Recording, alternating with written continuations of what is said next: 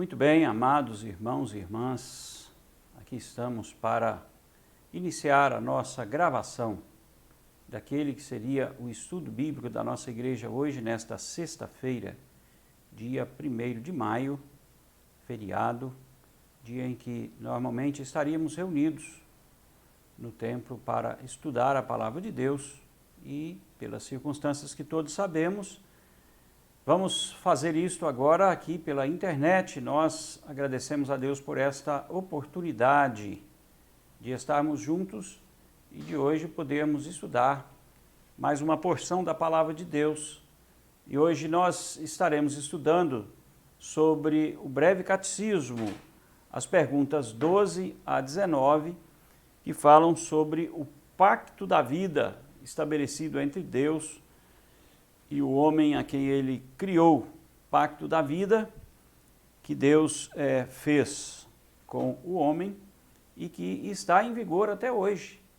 O pacto da vida que teve renovações durante a história da humanidade, mas estas renovações foram renovações nesta evolução da forma como Deus tem administrado este pacto da vida e hoje estabelecido na pessoa de Jesus Cristo, a nova aliança, a aliança no seu sangue, o pacto da graça. Muito bem, então nós vamos abrir a palavra de Deus na carta aos Romanos. Carta aos Romanos, capítulo 5. Deixa-me acertar aqui a transparência. Carta aos Romanos, capítulo 5. Nós vamos ler dois textos hoje. Romanos, capítulo 5 e Gênesis, capítulo 2. Romanos, capítulo 5, versículo 12, diz assim: Portanto, assim como por um só homem entrou o pecado no mundo e pelo pecado a morte, assim também a morte passou a todos os homens, porque todos pecaram. Depois, versículo 17, se pela ofensa de um e por meio de um só reinou a morte, muito mais os que receberam a abundância da graça e o dom da justiça reinarão em vida por meio de um só, a saber, Jesus Cristo. Verso 19, porque como pela desobediência de um só homem muitos se tornaram pecadores, assim também, por meio da obediência de um só, muitos se tornarão justos. Este capítulo de Romanos fala sobre a justificação pela fé e fala sobre a entrada do pecado no mundo por meio de Adão e também pela graça de Deus por meio de Jesus Cristo. Agora, nós vamos ler também Gênesis capítulo 2, os versículos 16 e 17. Este texto é muito importante para a nossa reflexão de hoje também, e ele diz assim: E o Senhor Deus lhe deu esta ordem.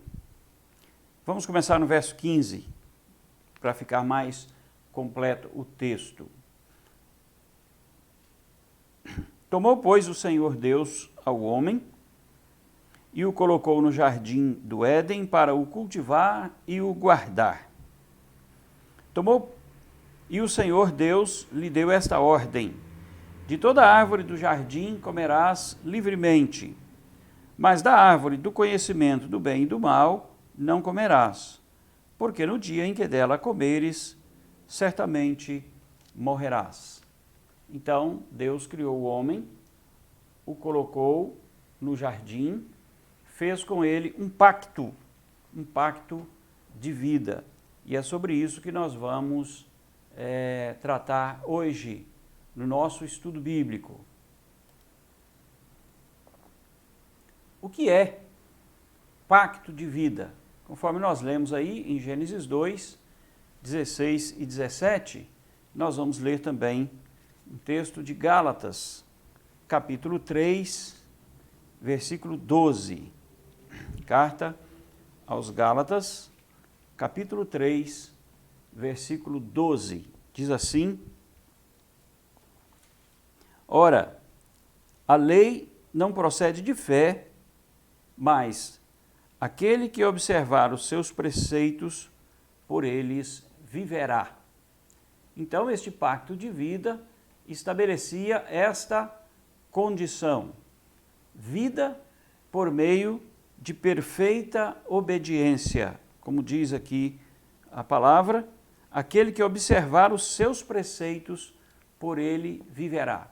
Este foi o pacto de vida que Deus estabeleceu lá no Jardim do Éden. Ele disse ao homem, como nós vimos aqui no capítulo 2 de Gênesis, versículo 16 e 17, que o Senhor Deus deu esta ordem: de toda árvore do jardim comerás livremente, mas da árvore do conhecimento do bem e do mal não comerás, porque no dia em que dela comeres, certamente morrerás. É o que está resumido aqui, dizendo: aquele que observar os seus preceitos, por eles viverá.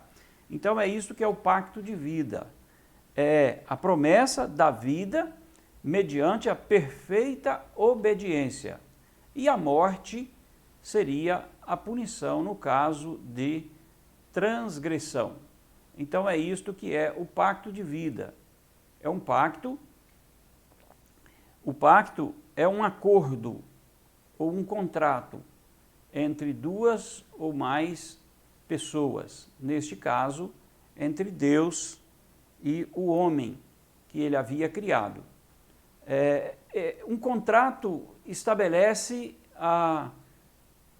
um negócio que envolve partes e que tem cláusulas, e estas cláusulas estabelecem as responsabilidades dos contratantes, ou de ambas as partes contratantes.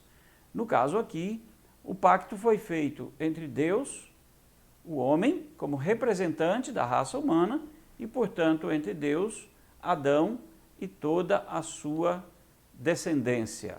Deixa-me...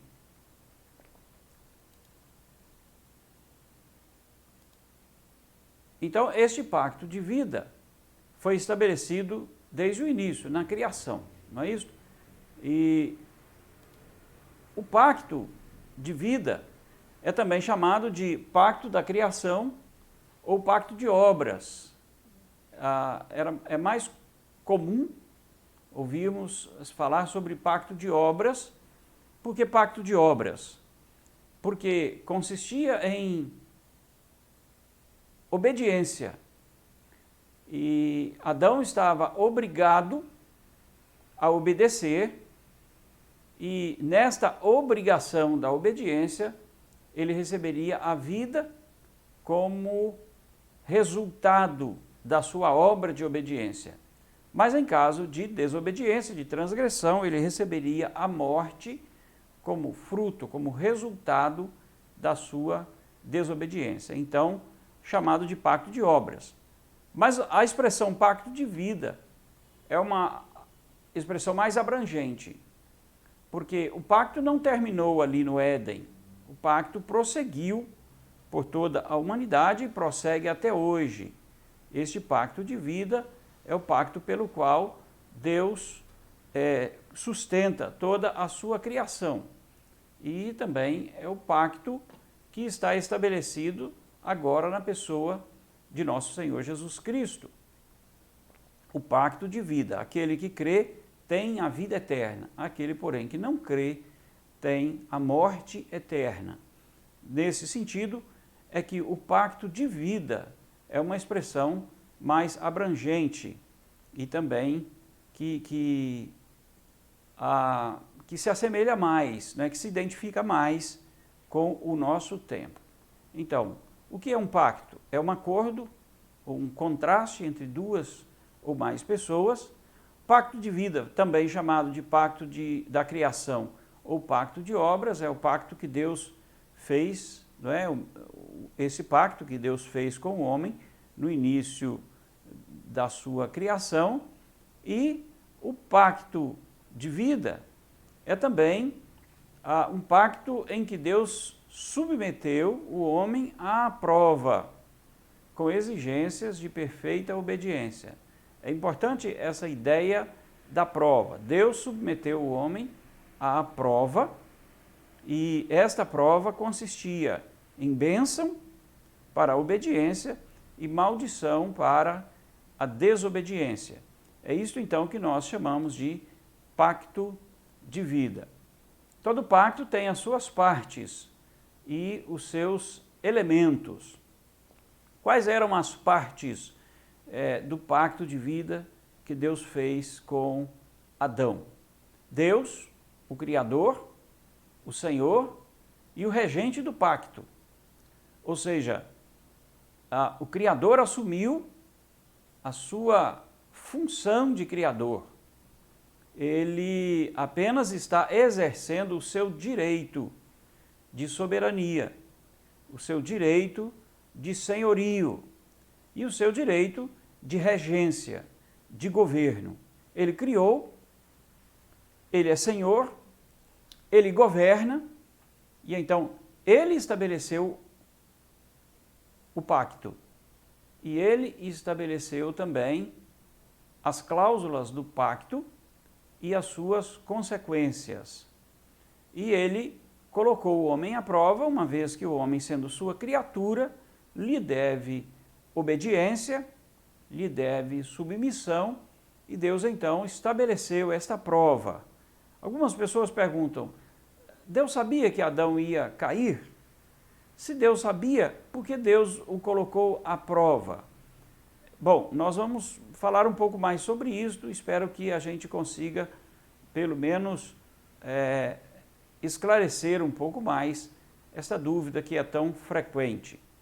A outra parte do pacto é Adão, e Adão entra como criatura, como representante da raça humana. Ele não estava ali apenas como indivíduo, ele não estava ali como pessoa apenas, mas como representante.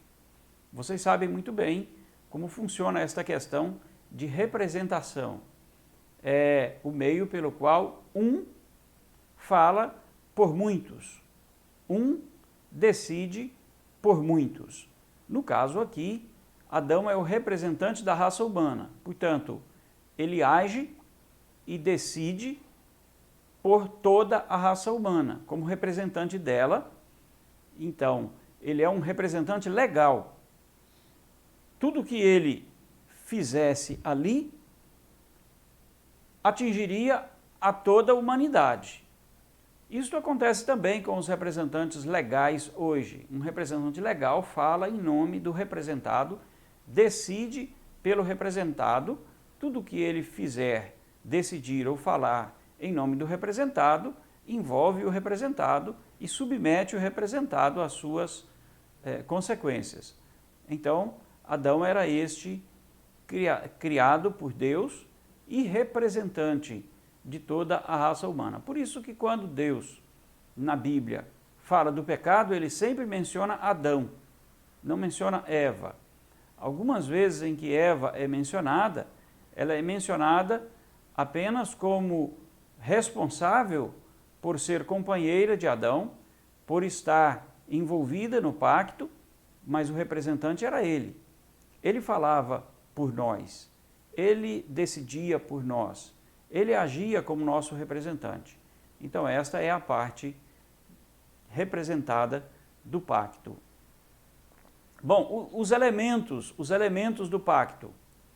A árvore e seu fruto eram instrumentos simbólicos de um teste de perfeita obediência.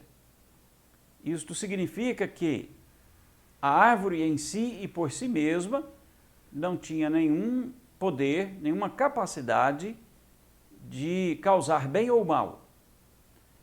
Poderia causar bem, no caso, alimentando, não é? Trazendo alimento, mas espiritualmente falando, a árvore não tinha nenhuma capacidade de produzir o bem ou o mal, de criar qualquer circunstância espiritual entre Deus e o homem.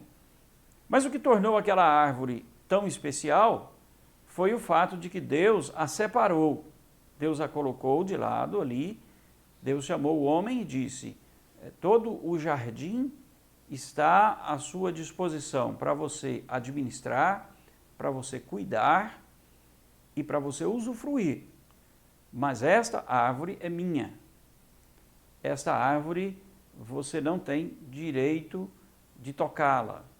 Esta árvore eu separei para mim e esta árvore servirá de teste.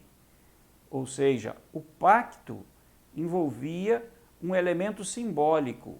O que era importante ali era o direito de Deus sobre aquela árvore, a palavra de Deus sobre Adão e o teste que Deus está submetendo ao dizer, não faça. Então, é isto que implica, esta é a implicação deste pacto e desta árvore. O seu fruto em si mesmo, ele era um fruto normal e agradável. Se você ler o registro de Gênesis aí, no capítulo 3, quando fala da queda, vai dizer, a mulher, né, Eva, descreve a árvore. No versículo 6, quando diz assim, vendo a mulher que a árvore era boa para se comer, agradável aos olhos e desejável para dar entendimento.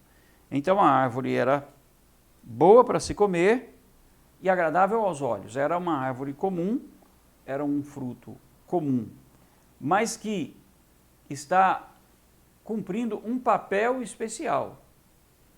Ela está como elemento simbólico representando a obediência ou a desobediência ao Criador.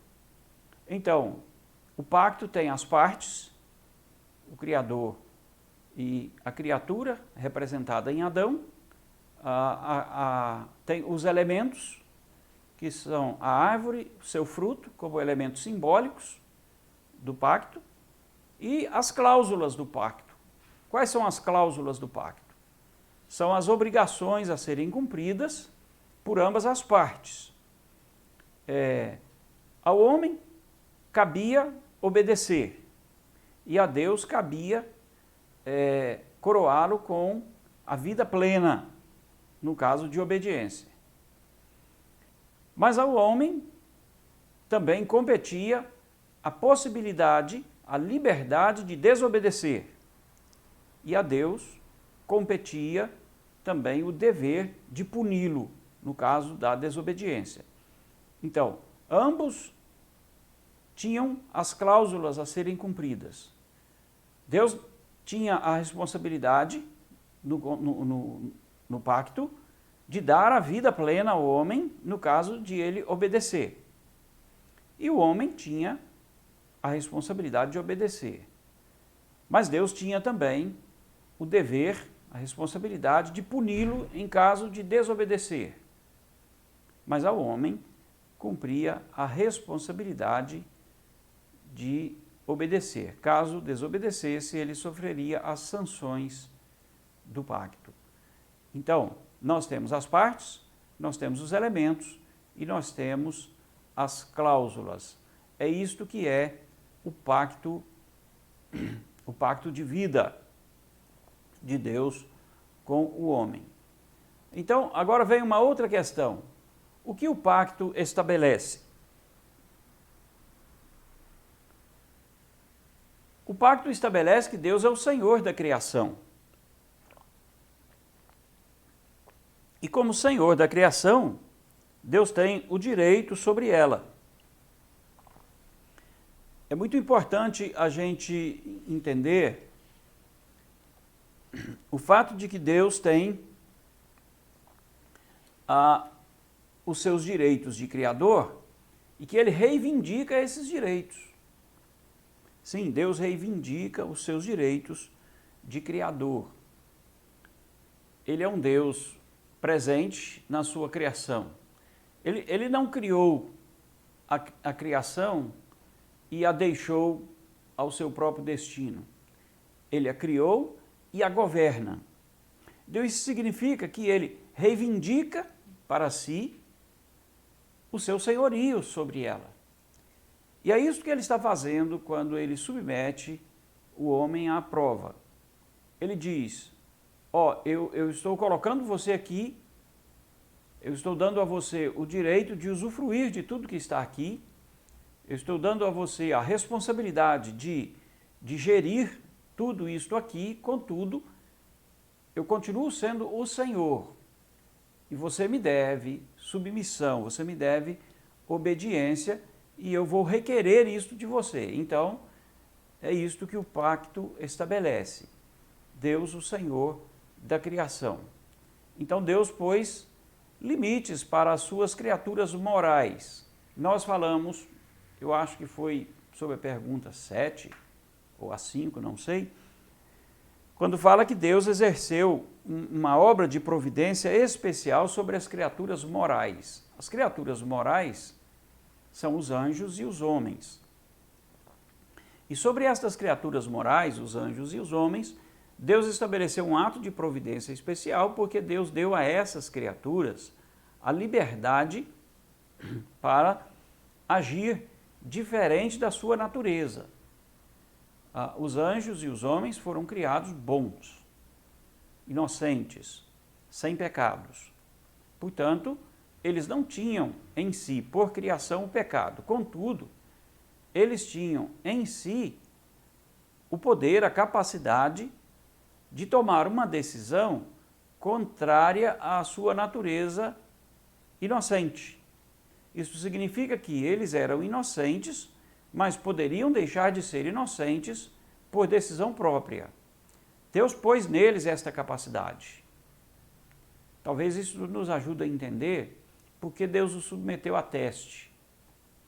Porque Deus os criou inocentes, os criou desprovidos de pecado, portanto, não havia a semente do mal dentro deles, não havia. Mas havia dentro deles a capacidade de tomar uma decisão diferente da natureza com a qual eles foram criadas. Então, este estado de inocência podia ser mudado de acordo com a decisão que eles viessem a tomar. E isto foi algo que Deus deu a eles, que nós hoje chamamos de liberdade de escolha. Então, os anjos e os homens tinham esta liberdade. Como Deus sabia da propensão, Deus sabia que eles o desobedeceriam, porque Deus não foi apanhado de surpresa, então Deus exerceu um ato de providência especial sobre eles, para remi-los da sua iniquidade. Este ato especial de providência para remi-los da sua desobediência, Deus exerceu somente sobre os homens, não sobre os anjos. Contudo, Deus exerceu sobre parte dos anjos que não iria cair. Então, aqueles anjos que caíram, caíram porque Deus deu-lhes esta liberdade de cair. Mas Deus exerceu a sua providência sobre os demais anjos, mantendo-os fiéis e submissos à sua vontade. O pacto estabelece também que estas criaturas estão obrigadas a respeitar a Deus sob pena de condenação. Veja bem, Deus é o Senhor da criação. E o pacto diz isto. Isso aqui é meu, isso aqui você não vai tocar, isso é um teste para que você aprenda a se submeter ao meu senhorio. Então Deus pôs este limite aos homens e aos anjos. Nós sabemos que os anjos caíram antes da humanidade, mas nós não vamos entrar neste assunto hoje. Também o pacto estabelece que estas criaturas são obrigadas a respeitar o senhorio de Deus sob pena de condenação. Então, por cair em transgressão, ele se submete à sanção do pacto, que é a morte, uma vez que ele era obrigado a obedecê-la. Nós lemos em Gálatas, e eu gostaria até de voltar aqui no capítulo 3 de Gálatas e ler novamente este versículo. Qual foi mesmo o versículo? 12. Capítulo 3 de Gálatas, versículo 12. Aquele que observar os seus preceitos, por eles viverá. Então, é obrigação da criatura observar os preceitos do Criador. A criatura não tem a opção de não observar os preceitos do Criador. Por isso, quando ela o desobedece, ela sofre as suas consequências, que é a morte. Bom, continuando aí sobre o que o pacto estabelece, nós vamos ver Gênesis capítulo 1, versículo 28. Esse texto diz o seguinte: E Deus os abençoou, e lhes disse: Sede fecundos, multiplicai-vos, enchei a terra e sujeitai-a, dominai sobre os peixes do mar, sobre as aves dos céus e sobre todo o animal que rasteja pela terra. Então Deus deu ao homem a função de gerir a sua criação. Como Deus é o Senhor, e como Deus continua governando toda a sua criação, então convencionou-se chamar o homem de o vice-gerente da criação. Quem usa essa expressão é o Dr. Gerard van Groningen. Ele já é falecido, mas ele deixou algumas obras importantes, e nesta obra ele chama o homem de o vice-gerente da criação. Não sei se ele citou Gerard Voss ou outro que teria usado primeiro esse termo, mas o fato é que é ele que defende mais esta ideia de que Deus colocou o homem como vice-gerente da criação. E o vice-gerente, ele está sujeito, submisso ao gerente. Ele deve obrigações ao gerente. Ele cumpre o mandato do gerente. Então Deus é o gerente, Deus é quem governa, e o homem está sob este governo de Deus, lhe deve obediência. Então, Deus determinou ao homem que ele deveria se submeter à ordem de funcionamento da criação. Ele diz: eu estou colocando você aí no jardim, eu dei você tudo que você precisa, eu coloquei você como o gerente aí, o vice-gerente, você e sua esposa vão cuidar do jardim, vão dar nome aos animais, vão usufruir de tudo que tem no jardim, mas vocês estão submissos a mim, devem obediência e submissão a mim. Então, gerenciar a criação em submissão ao Criador, era isto que o pacto estabelecia. Usufruir da criação sem assenhorar-se dela. Esse ponto é muito importante. Nós não somos donos da terra, nós usufruímos dela e, como servos de Deus, nós a gerimos, submissos a Ele. Nós não somos donos dos animais, nós devemos respeito a quem os criou. Se o Criador submeteu os animais ao alimento do homem, o homem tem o direito de fazer isso, de usar os animais como fonte de proteína para a sua alimentação. Mas isto com o respeito ao Criador, com o respeito àquilo que o Criador determinou. Cuidar dos animais também é o nosso dever, cuidar bem deles, tratá-los com o respeito que se deve àquele que o criou. Então, usufruir da criação, mas não assenhorar-se dela, como se ela fosse algo de propriedade nossa.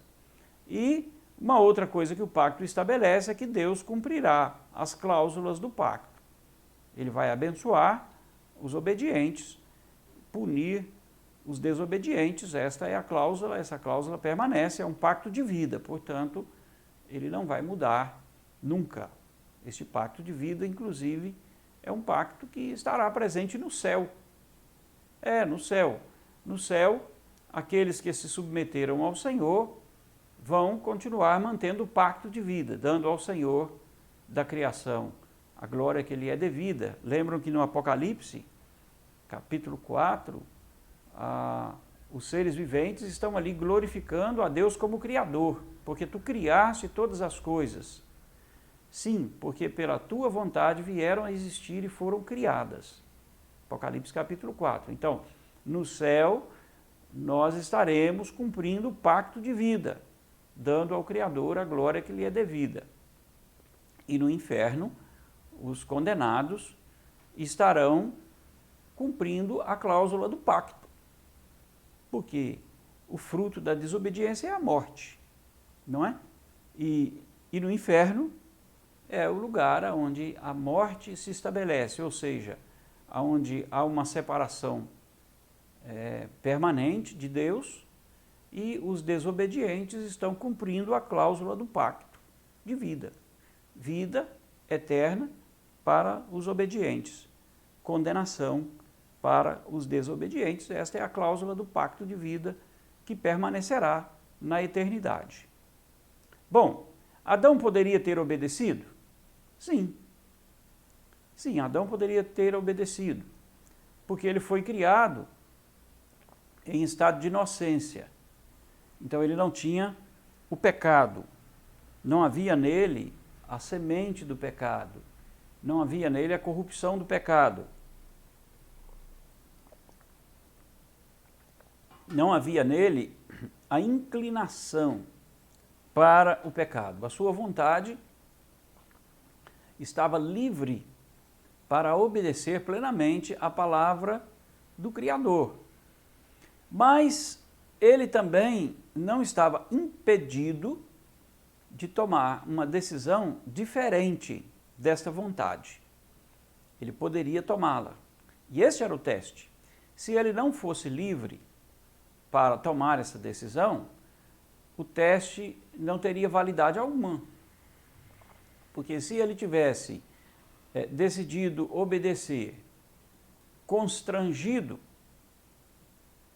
pela vontade de Deus, então ele não seria livre e ele não seria obediente, uma vez que ele não teria feito livremente a sua vontade. Então, sim, ele podia obedecer, ele podia ter escolhido obedecer, mas não foi isso que ele fez. Ele tinha a capacidade de escolher obedecer, mas ele também tinha a capacidade de mudar o estado de inocência conforme a escolha que fizesse.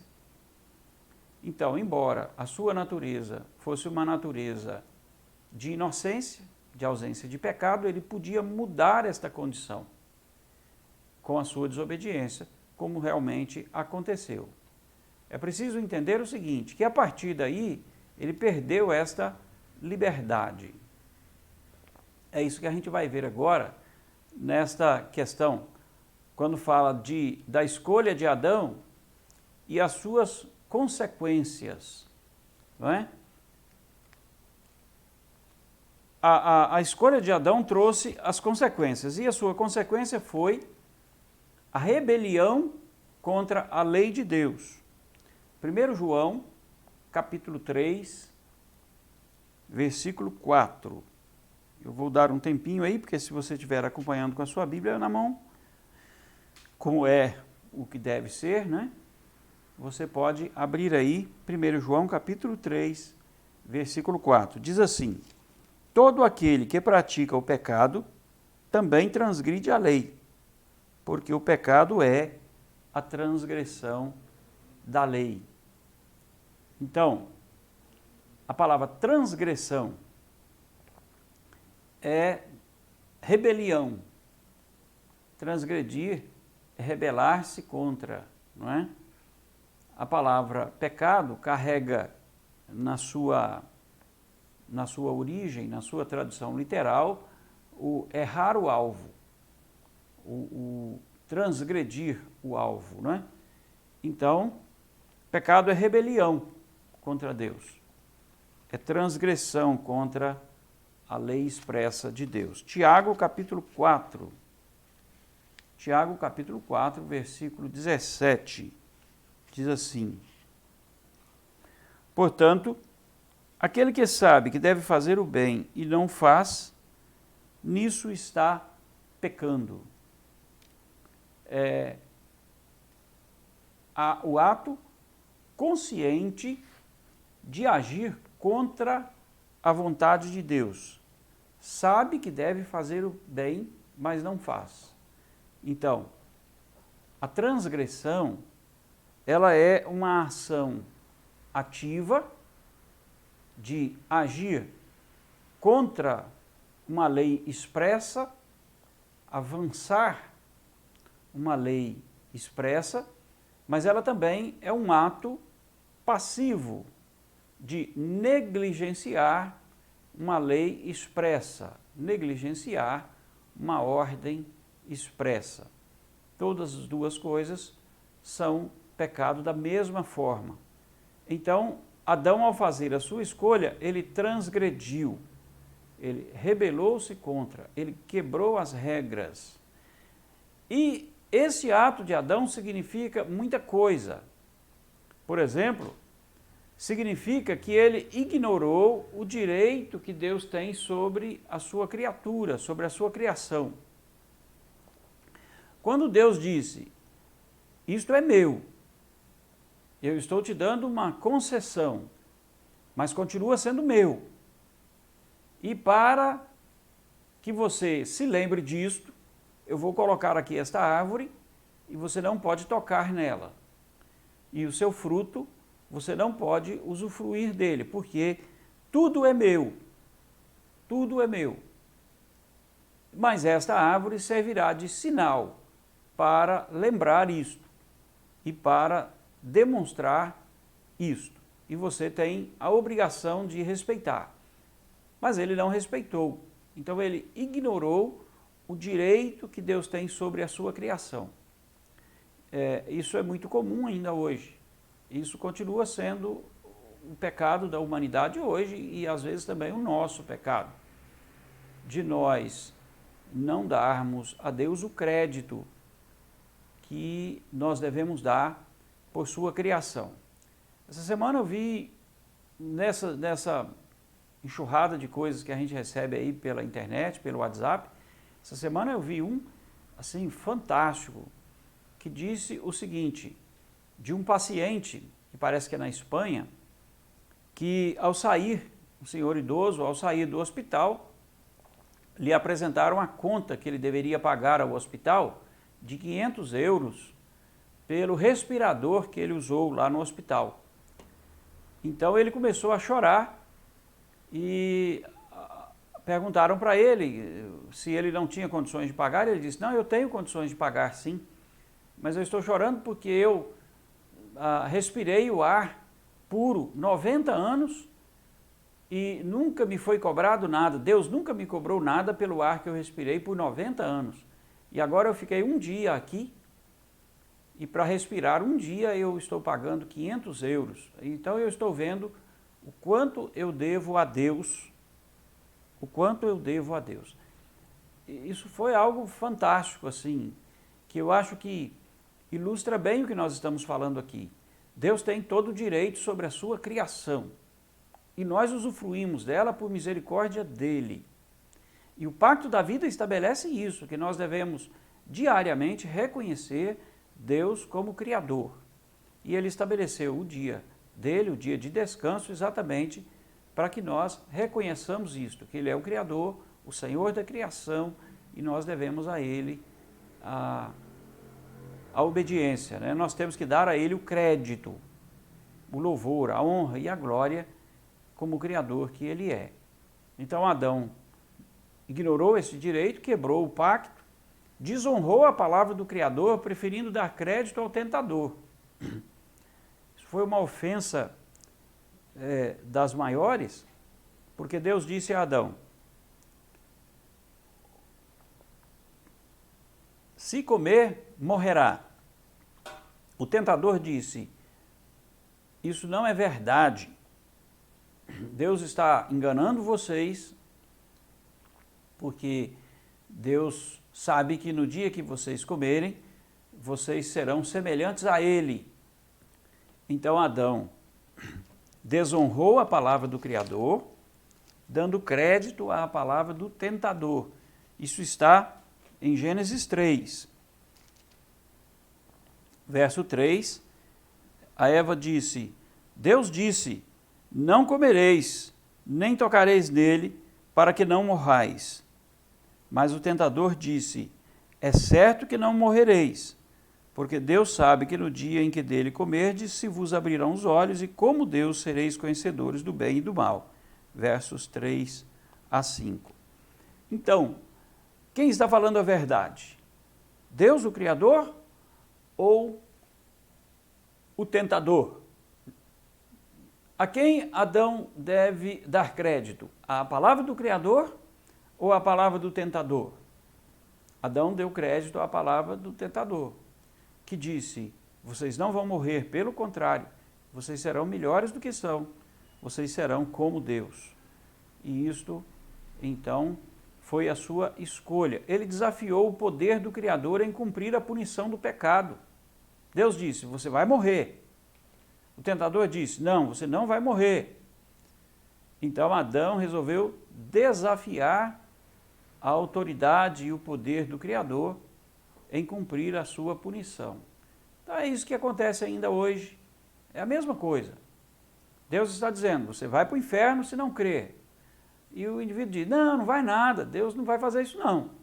Então continua desafiando a autoridade do Criador em punir, em cumprir a cláusula de punição do pacto. É isso ainda que está acontecendo. A criatura continua rebelada contra o Criador e continua questionando a sua palavra e continua desafiando a sua autoridade de cumprir a cláusula do pacto, dizendo, não, Deus não vai mandar ninguém para o inferno. Mas Deus está dizendo, eu vou mandar para o inferno se você continuar rebelado contra mim.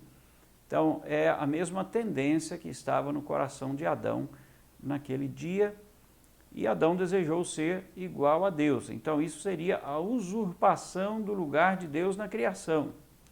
Deus disse, essa árvore é minha, e você não pode tocar nela.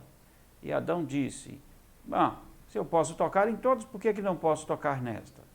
Então, eles comeram do fruto proibido e usurparam o direito do Criador, tentando ou desejando ser, como ele, Senhor de todas as coisas. Bom, isso ainda continua hoje. O homem acha que ele é dono de tudo, que ele pode tudo, que ele é Senhor de tudo e que não deve obediência a ninguém. Mas o pacto da vida estabelece que sim. Uma outra consequência é isso, o pecado é transgressão da lei, nós já falamos sobre isso, não é? Então, ao transgredir a lei, Adão transmitiu o pecado a toda a humanidade. Por quê? Porque ele era o representante legal da humanidade. Ele estava ali falando e decidindo pela humanidade, porque ele era o seu representante legal. Então, por ser o representante legal, quando ele transgrediu, todos nós transgredimos com ele. É isso que nós lemos lá em Romanos, capítulo 5, daqui a pouco nós vamos ler de novo. Como nosso representante, ele transgrediu, e como ele era o nosso representante legal, todos nós transgredimos, por representação. Mas há uma outra questão, é que por ser descendente de Adão, todos nós recebemos a sua natureza. Como ele pecou, e o pecado entrou em sua vida e contaminou completamente, então todos os que procedem de Adão herdaram o seu pecado. E isso fica demonstrado nos seus dois filhos, quando Caim atentou contra a vida do seu irmão Abel. O pecado já estava lá, porque ele nasceu com esta natureza de pecado. Então, como nosso representante, mas também como aquele que nos dá o seu gene, não é? A sua origem. Corpo e alma foram contaminados pelo pecado e, portanto, tudo que procede de Adão é pecado. E, como consequência, o pecado trouxe a morte sobre toda a humanidade.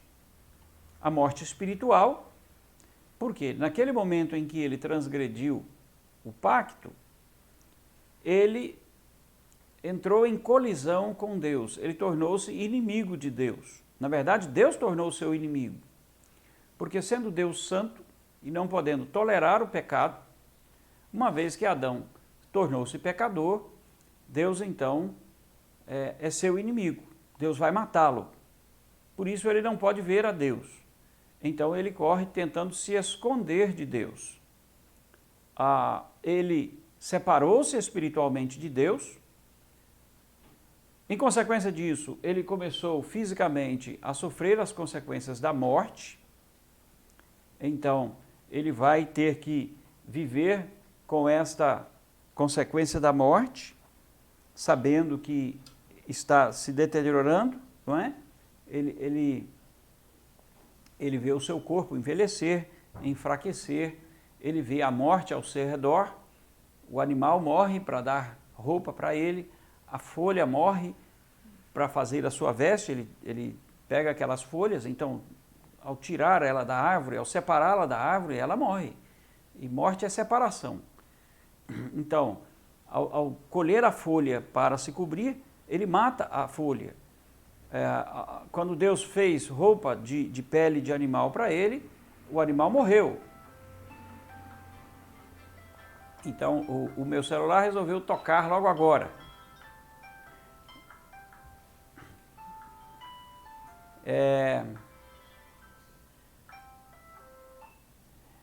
Então, ele viu também o animal morrer, não é? E depois ele viu também o seu filho morrer.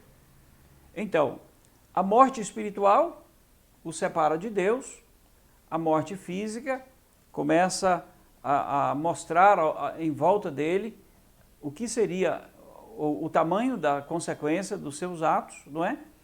E a morte eterna, que também é consequência do pecado, e esta morte eterna o que é? É a separação eterna de Deus. No inferno, o estado de morte no inferno é exatamente este, é a separação definitiva do ser humano caído, desobediente, do Deus Criador.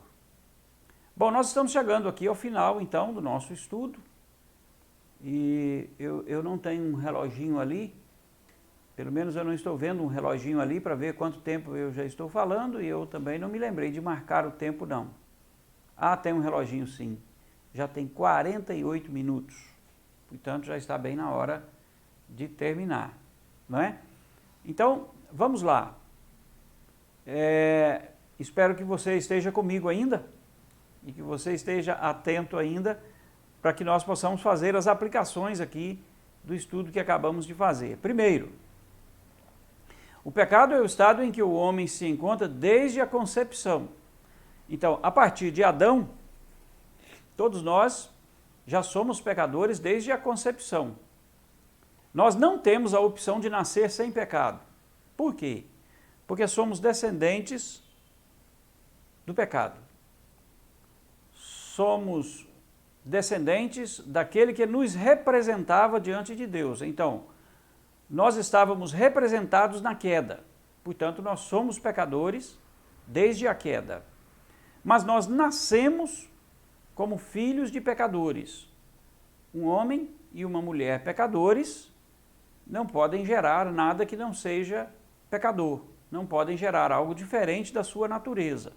Portanto, nós somos pecadores desde a concepção. Nós não temos a opção de nascer sem pecado.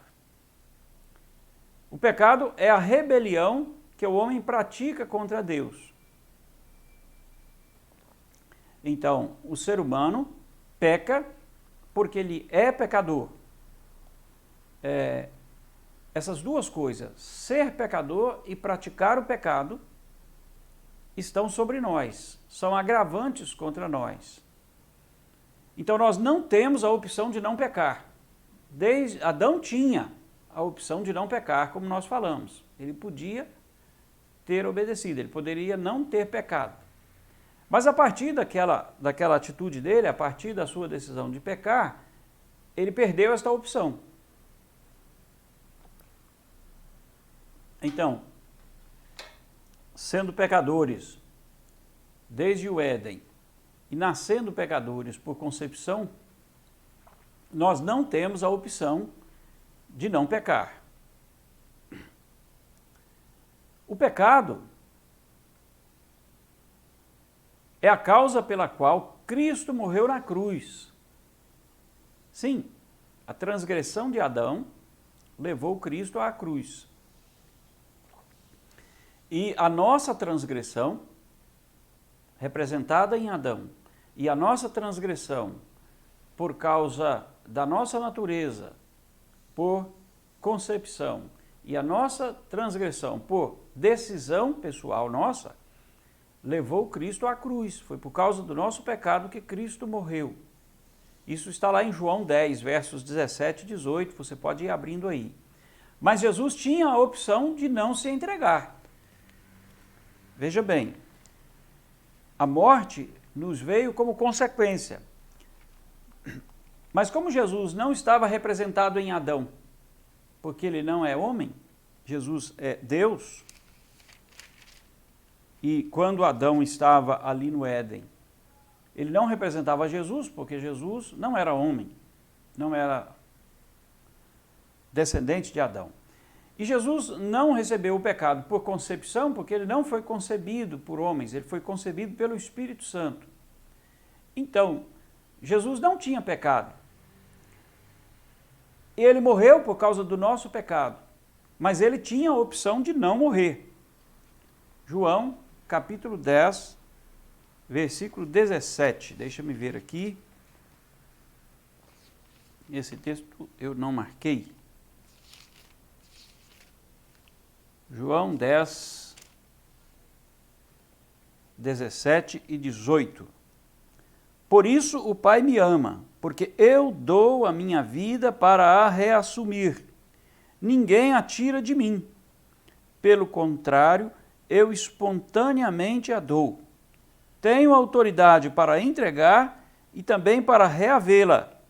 Este mandato recebi de meu Pai. Vejam bem, Jesus morreu por causa dos nossos pecados, mas ele tinha a opção de não morrer. Uma quarta aplicação que eu quero fazer é que este é o motivo porque nós devemos nos submeter a Cristo. Nós somos pecadores e ele não. Ele morreu pelos nossos pecados, sendo que ele podia ter feito uma escolha diferente, mas ele escolheu morrer no nosso lugar. Então, nós não temos a opção de nascer sem pecado. Nós não temos a opção de não pecar. Jesus tinha a opção de não morrer, porque ele não tinha pecado. Mas nós agora temos a opção de crer em Jesus. Nós temos a opção de crer nele e de receber a vida eterna por meio dele. E é exatamente isto que Paulo escreve em Romanos capítulo 5. Eu quero que você volte lá comigo em Romanos capítulo 5 e nós vamos terminar lendo esse versículo 19, que diz assim: porque como pela desobediência de um só homem muitos se tornaram pecadores, assim também, por meio da obediência de um só, muitos se tornarão justos. A expressão muitos aqui, ela é uma expressão para demonstrar a grande quantidade de pessoas, mas ela não tem como objetivo limitar dizendo que alguém não nasceu pecador. Aqui mesmo em Romanos, capítulo 3, do versículo 9 ao versículo 18, o apóstolo Paulo já tinha dito que todos somos pecadores, não há justo nenhum sequer. Romanos 3, verso 10. Não há justo nenhum sequer. Verso 23. Pois todos pecaram e carecem da glória de Deus. Capítulo 6, versículo 23. porque o salário do pecado é a morte, mas o dom gratuito de Deus é a vida eterna em Cristo Jesus. Então, a expressão muitos em Romanos 5 não quer dizer que haja quem tenha nascido sem pecado. Não. O texto está dizendo que a abrangência do pecado é uma abrangência enorme, imensa. E os outros textos nos dizem que atingiu a todos os homens. O próprio capítulo 5 de Romanos fala sobre isso, dizendo no versículo 12.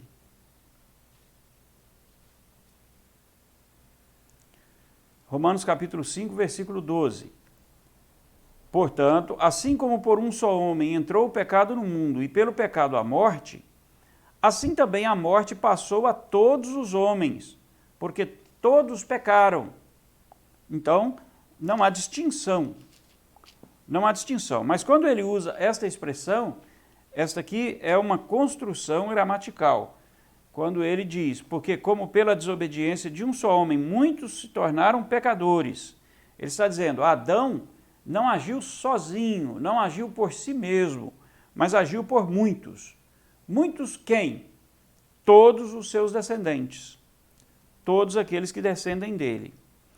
E aí, para terminar essa construção, ele diz, assim também, por meio da obediência de um só, muitos se tornarão justos. Ou seja, quem vai tornar-se justo pela obediência de Cristo? Todos os que ele representa. Então, Adão representava quem? Toda a humanidade.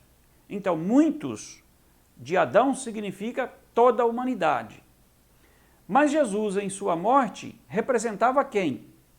Na sua morte, Jesus Cristo representava os que creem. Então, quem são os muitos representados por Jesus? Todos os que creem. Então, isso significa o seguinte, todos os representados de Adão pecaram. E todos os representados por Cristo na cruz serão salvos. É isto que o texto está dizendo. Então, o primeiro Adão nos legou o pecado e a morte. E o segundo Adão, que é Cristo, nos legou o perdão e a vida eterna. Não é maravilhoso? Isto é o pacto da vida. O pacto da vida que nos coloca em comunhão com Deus. O pacto da vida que nos dá a bênção da vida eterna. Vamos orar?